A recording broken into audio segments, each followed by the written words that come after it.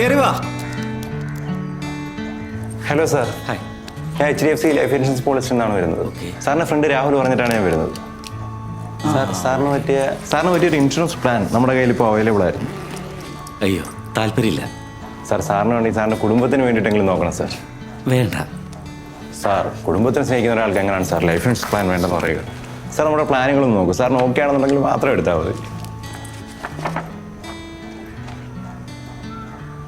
ഇപ്പം വേണ്ട, പിന്നെ ആവട്ടെ. സാർ, ആർക്ക് എന്താണ് എപ്പോഴാണ് സംഭവിക്കുന്നത് പറയാൻ പറ്റൂല സാർ.